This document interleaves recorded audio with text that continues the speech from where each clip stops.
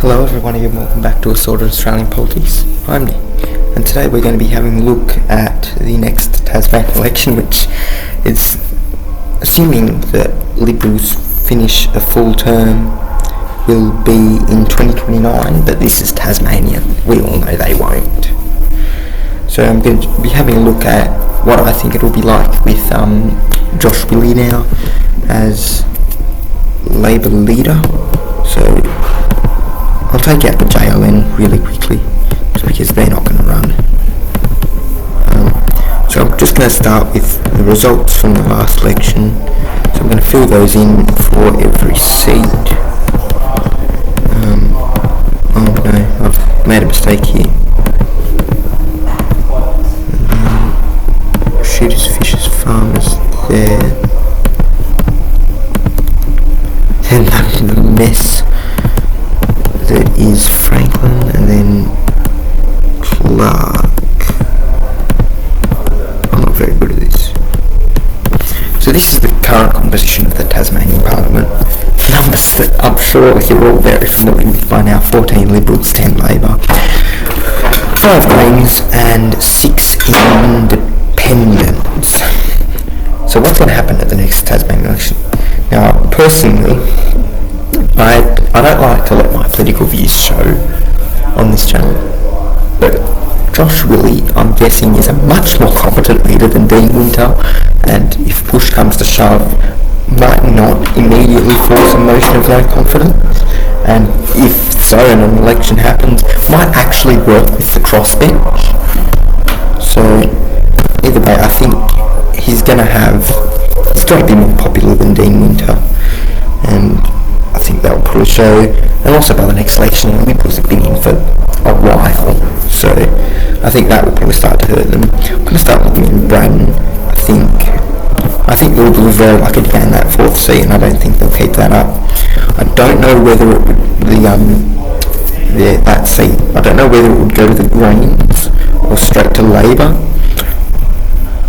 I'm going to say straight to Labor because I think the Greens might be hit slightly from working with Liberals.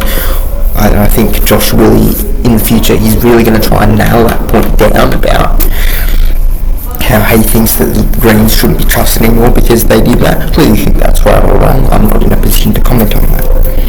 Now, looking in Bass, again, I think George Vaze, he was very lucky to win, and I don't know. I think it's going to be close in Bass, but I can't really see him holding on. I think that seat will probably go to Labor. Then looking in Lyons, I don't foresee much change here in Lyons. I think the overall composition's going to be very similar. I feel like shooters, fishers, farmers could. I don't know how much they would do, but I also feel like a lot of people in Lyons would probably like the idea of shooters, fishers, farmers representing them. So I don't really think there's going to be much change there. It's a Labor seat federally, but then again, all of these are now, so that does not help. And if Lockleaf finishes a full term, there will be an election, a federal one since. So who knows what's going to happen there. So I think Lyons, I'm tipping Lyons to say the same. Franklin, I think one of these independents is going.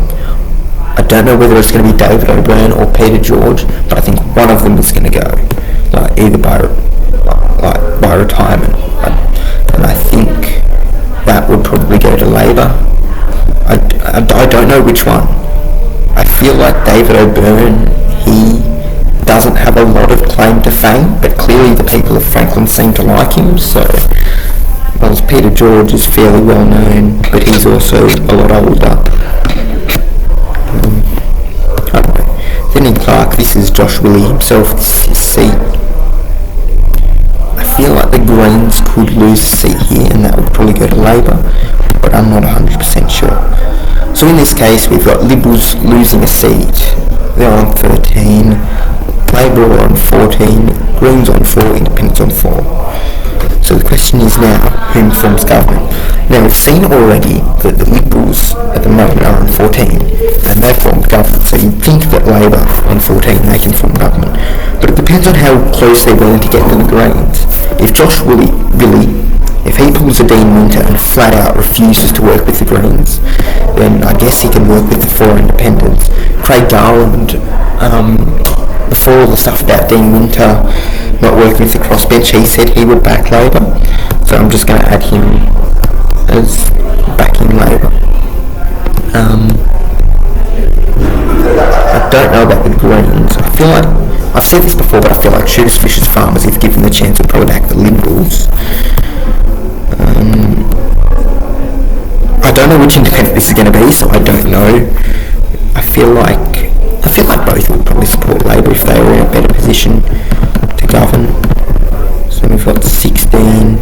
Christy Johnson, I feel like, would also probably back Labor. And I feel like if it was in this case, then Liberals, Greens don't really have an excuse to back the Liberals. I think the only reason they really did was because Dean Winter was not a good cooperator, for lack of a better term. And so if Labor are on 17, essentially, and one away from a majority, then they can't really not work with Labor. So I think realistically, at the next Tasmanian election, Labor can gain power. They could gain power right now if they really wanted to. It would be hard, but it would be doable. But I digress. I don't know. I am not Josh Willie. I will not make decisions for him. I've never met the man. I don't know if I ever will. Probably not. But that is my very basic prediction. Very, very early. I mean, the new parliament's barely sat. So either way, I will possibly make more videos about this as time goes by, if it gets more opinion polling. But anyway, I will hopefully not have to talk about Tasmanian politics for a little while longer. I'm starting to get a bit sick of it by now. But anyway, thank you, and I'll see you soon.